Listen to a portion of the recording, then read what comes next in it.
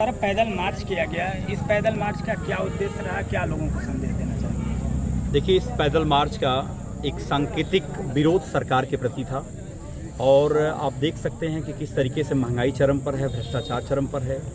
थाने हो, तहसील हो, सब भ्रष्टाचार के अड्डे बन चुके हैं। और आप देखें अगर तो हमारा नौजवान हतोत्साहित है, कितने पेपर लीक हो रहे हैं। नीट की परीक्षा जो सबसे महत्वपूर्ण परीक्षा मानी जाती है, उसके पेपर लीक हो रहे हैं। अभी 2 दिन पहले लेखपाल के पेपर लीक हुए, 2-4 दिन पहले। इस तरीके से तमाम परीक्षाओं के पेपर लीक हो रहे हैं। नौकरियां आ नहीं रही, जो आ रही हैं वो पेपर लीक हो जा रहे हैं। तो हमारा नौजवान साथी हतोत्साहित है, परेशान है। हमारी महिलाएं परेशान हैं, उनके साथ अत्याचार अनाचार हो रहा है। अगर आप देखें, उत्तर प्रदेश महिला अपराध में नंबर 1 हो गया है। और मैं बताऊं, सबसे ज़्यादा जातिगत आधार पर अगर कहीं पूरे हिंदुस्तान में किसी प्रदेश में भेदभाव हो रहा है तो उत्तर प्रदेश में हो रहा है। महिला अपराध से लेकर के अगर आप देखें तो पुलिस कस्टोडियल डेथ में उत्तर प्रदेश नंबर 1 है। और सबसे ज़्यादा धर्म के आधार पे ये सरकार जो भेदभावपूर्ण व्यवहार करती है, वो भी अगर हम देखें तो सबसे नंबर 1 पे है। तो ये तमाम हम लोगों का विरोध था।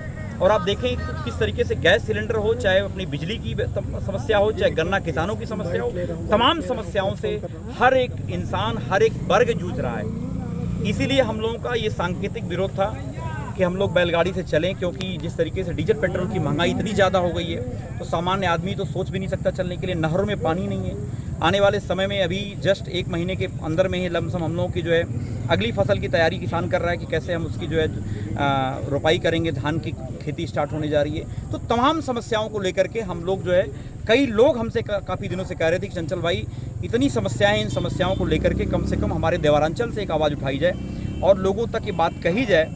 और लोग इस बात के लिए प्रेरित कर रहे थे, तो हम सब लोगों ने उनकी आवाज़ बनने का काम किया। मैं उन तमाम सभी साथियों का धन्यवाद करूंगा कि जो हमारी शीला माँ प्रधान जी हों, चाहे हमारे आदरणीय चाचा श्री डॉक्टर श्रीराम यादव हों, चाहे हमारे सैनिक प्रकोष्ठ के जो तमाम पदाधिकारीगण हों, चाहे हमारे इस क्षेत्र के सम्मानित प्रधान, पूर्व महाप्रधान, तमाम सभी लोगों का मैं दिल की गहराइयों से आभार प्रकट करता हूँ, धन्यवाद करता हूँ। क्योंकि इतने महत्वपूर्ण अपने समय से निकाल करके वो जन सरोकारों के लिए सब लोग रोड पर आए। सब लोगों को ये दर्द है, सबको पीड़ा है।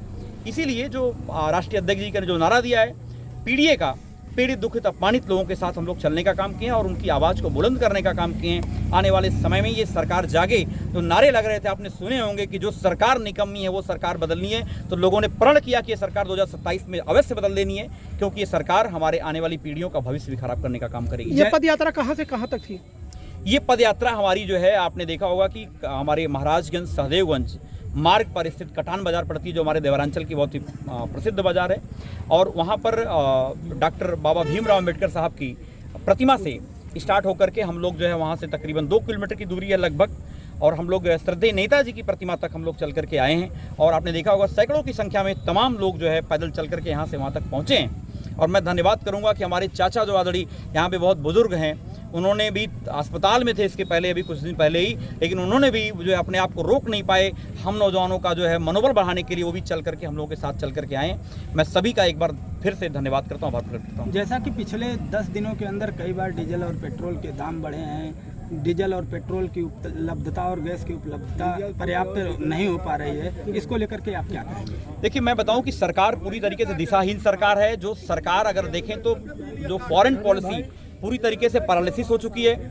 और फॉरेन पॉलिसी की हम बात करें, आदरणीय प्रधानमंत्री जी बताओ मेलोडी चॉकलेट खाने में मस्त है और खिलाने में मस्त है। तो आप कल्पना करो, यहाँ की जनता परेशान है, त्राहिमाम है। आप देखो, हर एक व्यक्ति लाइन में लगा हुआ है, चाहे डीजल पेट्रोल वाला लाइन में लगा हुआ हो, चाहे जो है आपका यहाँ पर हमारे गैस सिलेंडर की लाइन लगी हो। हर एक तबका जो है आज के समय में इस सरकार से परेशान है, तबाह है। और जो आपने कहा कि क्यों बढ़ रहा है, अगर आप देखें अंतर्राष्ट्रीय कीमत की बात अगर हम करें तो जब चुनाव चल रहा था, ये सरकार ने चुनावी लाभ लेने के लिए डीजल उद्योगपति साथियों को पैसा कमाने का काम कर रही है। हमारा जो है मंत्री, जिस तरीके से आपने देखा होगा कि जब रोम जो जल रहा था उस समय नीरो वहाँ का बंसी बजा रहा था, उसी तरीके से ये योगी मोदी और यहाँ का मंत्री जो है बंसी बजा रहा है। और यहाँ के लोग जो है अपने आप को ठगा महसूस कर रहे हैं। आने वाले समय में 2027 में बीजेपी का समाजवादी लोग जो है और पीडीए के लोग जो है मिल करके जमकर मुकाबला करेंगे और इस सरकार को उखाड़ फेंकने का काम करेंगे। जैसा कि कहा जाता है, गोपालपुर विधानसभा क्षेत्र सपाइयों का गढ़ है, समाजवादियों का गढ़ है, लेकिन जिस हिसाब से आपके द्वारा जो प्रदर्शन किया गया, इसमें समाजवादी पार्टी के न तो विधानसभा अध्यक्ष दिखे, कई पदाधिकारी नहीं दिखाई। इसको लेकर के क्या कहीं ना कहीं एकजुटता नहीं दिखती नजर आ रही है। अच्छा, आप मुझे बताओ, आप जो है झगड़ा लगाने के चक्कर में पड़े हुए हो। मैंने विधानसभा अध्यक्ष जी को फ़ोन किया था, विधानसभा अध्यक्ष जी होटल लिस्ट में काम में लगे हुए हैं, वो भी बहुत महत्वपूर्ण काम है। हमारे समाजवादी पार्टी के सैनिक प्रकोष्ठ के जिलाध्यक्ष यहाँ पे बैठे खड़े हैं, हमारे इस सैनिक प्रकोष्ठ के विधानसभा अध्यक्ष हमारे साथ में, और हमारे साथ में तमाम बूथ प्रभारी, तमाम सेक्टर प्रभारी, तमाम जोन प्रभारी और तमाम समाजवादी पार्टी के सम्मानित साथी यहाँ पे खड़े हुए हैं। आप कह रहे हो कि जो है कि यहाँ पे दिखाई नहीं दे रहे, सब लोग दिखाई दे रहे हैं, आप केवल चश्मा निकालो, आप समझो। और मैं जरूर कहना चाहता हूं कि आप अंधेरे में दिखाई नहीं दे रहे, बहुत सारे देख नहीं पा रहे हैं, देख नहीं पा रहे हैं, लेकिन आप देखिए, दूरदर्शिता लाइए। और समाजवादी लोग, आप गोपालपुर के गढ़ नहीं कहिए, केवल पूरा पूर्वांचल, पूरा उत्तर प्रदेश समाजवादी पार्टी का गढ़ रहा है। और आने वाले समय आप देखेंगे कि प्रचंड बहुमत की सरकार उत्तर प्रदेश से बनने का काम करेगी। और मैं आपको एक बात और कहना चाहता हूँ कि हम लोगों का ये, मेरा ऐसा मानना है कि जब भी आप राजनीति में हो, मैं जब से राजनीति में आया हूँ तब से मेरा प्रयास रहता है कि जन सरोकारों के मुद्दों पे लगातार आप सबके बीच में रहने का मुझे मौका मिलता है। सच में मुझे प्राउड फील होता है, मैं कहीं भी रहूं, जब जैसे आप सबके बीच में जब मैं रहता हूं, तो मैं बता दूं, विश्वास नहीं, कि सुबह से लेकर शाम हो जाए लेकिन मुझे मेरी भूख प्यास सब गायब हो जाती है। तो मेरी निष्ठा है, इसलिए मैं जो है प्रयास मेरा लगातार रहता है, चाहे लोहिया हो, पीजीआई हो, केजीएमसी हो, चाहे जहाँ भी हो। अभी देखिए हम यहाँ पे खड़े हैं, हमारे 2-3 साथी यहाँ पे इलाज के लिए आए हुए हैं, इलाज के लिए भी लोग आए हुए हैं। तो हम लोग उनके प्रयास में यही लगातार ये प्रयास कर रहे हैं, कम से कम उन लोगों के साथ जो है उनकी मदद हो सके, उनका काम कर सकें हम लोग। नेता का सबसे पहला धर्म है जन सेवा, और वो सामान्य व्यक्ति का दुख दर्द को अपना दुख दर्द समझ करके अपने जीवन में आगे बढ़े। नहीं तो मैं कह सकता हूँ कि मैं समाजवादी पार्टी का, मैं जब प्रवक्ता माननीय राष्ट्रीय अध्यक्ष ने बनाया मुझे से सामान्य व्यक्ति को, तो मैंने उसी दिन प्रण लिया कि मैं पद के लिए नहीं, बल्कि मैं जो जनता की सेवा से जो मुझे सुकून मिलता है, उस सुकून के लिए मैं काम करने का काम करूंगा। और आपको ये जरूर भरोसा दिलाने का काम करता हूं कि मुझे किसी पद की लालसा नहीं है, न ही किसी व्यवस्था की लालसा है मुझे। मैं जिस व्यवस्था से आया था, मेरे बहुत अच्छे पैकेज थे, जब मैं नौकरी करता था, मेरे साथ के तमाम बच्चे बाहर हैं आज के समय में, वो करोड़ों रुपए की पैकेज पे काम कर रहे हैं। तो मैं जब जनता का मैंने बीड़ा उठाया है, तो निश्चित तौर से पूरी निष्ठा ईमानदारी से हम लोग काम करेंगे। और ये कुर्ता पैंट जब पहना है तो जन सेवा मन में है, दिल में है, इसीलिए हमने आप सबके बीच में आने का काम हुआ है। इसलिए ऐसा नहीं केवल इसलिए हम राजनीति में आए हैं जी। अगला पैदल मार्च आपका महंगाई को लेकर के कहाँ पर है?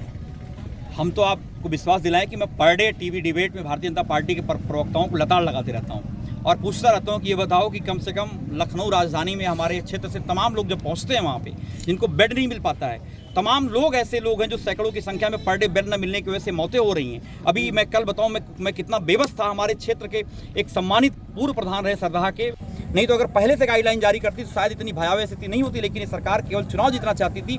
मैं कह सकता हूं कि सैकड़ों की संख्या में हेलीकॉप्टर केवल बंगाल में दौड़ रहे थे। पूरे 5 राज्यों के जो चुनाव थे, आपने देखा होगा किस तरीके से सरकारी धन का दुरुपयोग किया गया, और कितना दुर्भाग्य है कि आपने अभी देखा होगा कि इस सरकार ने जो रिजर्व बैंक की रिजर्व मनी को भी जो है लेने का काम कर रही है। तो कह सकते हैं कि आने वाला समय हिंदुस्तान का बहुत भयावह है, और अगर ये सरकार नहीं बदली तो निश्चित तौर से हमारी आर्थिक नीति पूरी तरीके से फेल हो जाएगी। और जितना कर्जा पूरे दुनिया में सबसे ज़्यादा अगर कर्जे की बात करें तो 255 लाख करोड़ रुपया जो है आदरणीय प्रधानमंत्री 18 घंटे मेहनत करके कर्जा डाल दिए हैं। 2014 में केवल 55 लाख करोड़ कर्जा था हिंदुस्तान के ऊपर, आज 255 लाख करोड़ कर्जा हो गया है। तो तकरीबन 200 लाख करोड़ से ज़्यादा कर्जा और प्रधानमंत्री लेकर के मेलोडी चॉकलेट खिला रहे हैं। जैसा कि ग्रामीण क्षेत्रों में बिजली की कटौती लगातार हो रही है, लोग इसकी आवाज़ उठा रहे हैं, लोग घर से बेघर हो रहे हैं, इसके बारे में क्या कहेंगे? देखिए, सरकार जो है कहीं पे निगाहें कहीं पे निशाना वाली सरकार है। ये सरकार चाह रही कि बिजली से लोग त्राहिमाम मच जाएं, जनता त्राहिमाम आ जाए। तो हम इसको पूरी तरीके से बेचने का काम करेंगे, अपने अडानी और अंबानी साथियों को बेचने का काम करेंगे। अभी जो आपने देखा होगा, जो आपने सवाल पूछा उसमें एक सवाल में जवाब छूट गया, तो मैं कहूँगा कि किस तरीके से ये सरकार जो है डीजल पेट्रोल को खरीद करके बाहर एक्सपोर्ट कर रही है, बाहर निर्यात कर रही है। यहाँ की जनता जो है परेशान है, त्राहिमाम है, लाइन में लगी हुई है। और यहाँ की जनता की सुध लेने के बजाय प्रधानमंत्री जी विदेशों की सुध ले रहे अपने जो इनके उद्योगपति साथियों की कंपनियों के द्वारा। तो बहुत ही दुर्भाग्यपूर्ण है। मैं कह सकता हूँ कि इनकी विदेश नीति पूरी तरीके से फेल हो चुकी है, और हर एक विभाग भ्रष्टाचार की भेंट चढ़ चुका है। लोग तंग आ चुके हैं, आदी जा चुके हैं। 2027 में आदरणीय अखिलेश यादव जी को मुख्यमंत्री बनाने के लिए पूरे पीडीए समाज के लोग और पीडीए लोग जो मन बना चुके हैं। 2029 में आप देखेंगे, 2029 में हिंदुस्तान के प्रधानमंत्री आदरणीय अखिलेश यादव जी बनने का काम करेंगे। 2027 में मुख्यमंत्री बनेंगे, 2029 में प्रधानमंत्री बनने का काम। लास्ट सवाल ये रहा कि आपके द्वारा बिजली कटौती को लेकर क्या किया जाएगा? लगातार आपने देखा होगा कि हमारे पार्टी के जो है सुप्रीमो आदरणीय राष्ट्रीय अध्यक्ष जी लगातार बिजली कटौती को लेकर के लगातार मुखरता से बात रख रहे हैं और हमारे नेता आपने देखा विधानसभा से लेकर के हमारे लोकसभा से लेकर के माननीय सांसद जी से लेकर के सब लोग मुखरता से बिजली कटौती को लेकर के आवाज़ उठाने का काम करें। लेकिन एक गुजरात से आया हुआ अधिकारी जो यहाँ का मंत्री है वो उसे आम जनमानस के सरोकारों से कुछ भी लेना देना नहीं है और पूरे आम जनता को जो है उसके हाल पे छोड़ दिया गया। अगर आप देखें तो मैं कह सकता हूं कि आपको याद होगा बिजली के क्षेत्र में आदरणीय अखिलेश यादव जी ने अपने शासन के 2012-17 के दौरान मैं बता सकता हूं कि आपको अनपरा से लेकर के अनपरा में 2x660 super critical thermal power plant के 1320 मेगावाट की बिजली का उन्होंने प्रोडक्शन किया। इसके अलावा आपने देखा होगा कि कानपुर के पनकी में 2x550 super critical thermal power plant. इसके अलावा आपने देखा होगा कि जो है हमारा एटा के मल्लावा में 2x660 super critical thermal power plant. इसके अलावा तमाम जो है हम लोगों ने प्रोडक्शन का काम किया, हमारी सरकार ने प्रोडक्शन का काम किया। लेकिन मैं जब भाजपा के प्रवक्ताओं से पूछता हूँ कि ये बताओ कहीं एक भी आपने कोई थर्मल पावर प्लांट कोई लगाया हो, या आप जो हम लोग बोलते हैं कि 3x660 super critical thermal power plant यही बोल के दिखा दो, भी नहीं बोल पाते बीजेपी के लोग। तो ये भारतीय जनता पार्टी के लोग अगर आज बिजली में त्राहिमाम मचा हुआ है तो बस इसका एक ही कारण है क्योंकि डिमांड एंड सप्लाई को बैलेंस नहीं कर पाए, क्योंकि जनता की डिमांड बहुत तेजी से बढ़ी है। अभी इनका एक नकारा निकम्मा जो है मंत्री कहता गाँव में लोग एसी यूज कर रहे हैं इसलिए जो है बिजली की व्यवस्था चरमरा गई है। आप बताओ कि गाँव का आदमी उसको एसी यूज करने का अधिकार नहीं है? क्या उसे जो है पंखे चलाने का अधिकार नहीं है? अभी मुख्यमंत्री जी कह रहे थे भाइयों बहनों अपने पंखे की लाइट पंखा बंद कर दो, अपनी लाइट बंद कर दो, न जाने क्या क्या बोल रहे थे, तब भी बिजली नहीं दे पा रहे हम लोग। आप देखो अंधेरे में खड़े हैं यहाँ पे श्रद्धेय नेताजी की प्रतिमा के नीचे। आप बताओ शाम के समय में लगभग 1 से 1.5 घंटे से लाइट कटी हुई है। लेकिन भारतीय जनता पार्टी की सरकार में जहाँ पे लाइट पहले समाजवादी पार्टी की सरकार में गाँव में तकरीबन 20 से 22 से 24 घंटे लाइट आती थी, आज वो 5 से 7 घंटे भी लाइट गांव में नहीं मिल पा रही है। शहरों के भी बस से बदतर हालात हैं। इनके नेता खुद इस बात को लगातार कह रहे हैं कि बिजली पूरी तरीके से चरमरा गई है, व्यवस्था चरमरा गई है। और किस तरीके से तबीयत खराब होने की वजह से प्राइवेट अस्पताल में गई, लेकिन आप सोचो प्राइवेट अस्पताल में सामान्य व्यक्ति इलाज कैसे करा पाए? बेचारे वो लाखों रुपए उन्होंने खर्च कर दिए और वो नहीं बच पाई। लोहिया में लगातार हम लोग प्रयास में थे कि काश उनको बेड मिल जाए, लेकिन वो नहीं मिल पाया। तो हम सबकी ये दर्द ये है कि कम से कम ये सरकार से हम लोग पूछने के बताओ कहीं 50 बेड का भी आपने अस्पताल बनाया जो गर्व से कह सको। जब मैं लोहिया में जाता हूँ आपको सुनकर के आश्चर्य होगा, क्योंकि डिबेट आपका जो मेरी स्पेस बहुत बड़ी हो जा रही है, क्योंकि मैं एक बात जरूर कहना चाहूँगा गोरखपुर में एम्स बना है लेकिन एम्स में भी इलाज प्रॉपर नहीं हो पा रहा है। वहाँ पे मेजर डिजीज की इलाज नहीं हो पा रहे हैं, चाहे हमारा चाहे हार्ट हो, किडनी हो, लीवर हो, चाहे हमारा न्यूरो का, वहाँ पे इलाज नहीं हो पा रहा। वहाँ के तमाम पेशेंट पर डे लोहिया में आते हैं, इनका हम लोग इलाज कराने का काम करते हैं और पूछते भी हैं कि बताओ तुम्हारे यहाँ तो एम्स बन गया, क्यों नहीं इलाज करा रहे हो? तो कहते हैं भैया केवल मुख्यमंत्री ने बंटाढार कर दिया, केवल कागजों पे सारी चीज़ चल रही है। एम्स बन गया, पता नहीं क्या क्या बन गया है, 75 मेडिकल कॉलेज बन गया, लेकिन एक भी मेडिकल कॉलेज में इलाज नहीं हो पा रहा है। एक साथी ने मुझसे स्पष्ट एक दिन डिबेट में कहा कि चंचल भाई जो है एक मेडिकल कॉलेज जौनपुर का है जिसमें केवल और केवल इलाज जो है पाइल्स और क्या नाम बवासीर ये सब की इलाज हो पाते हैं, हाइड्रोसिल उसके अलावा कोई इलाज नहीं हो पाता है। तो मजाक की बात मुझसे कर रहे थे टीवी डिबेट में। तो मैं ये जरूर कहना चाहता हूँ कि हालत ये है कि मेडिकल कॉलेजेस की बस से बदतर हालत है। शिक्षा, चिकित्सा, बिजली, पानी, सड़क सब में बंटाढार कर दिया सरकार ने। ठीक सर, धन्यवाद। बहुत बहुत धन्यवाद।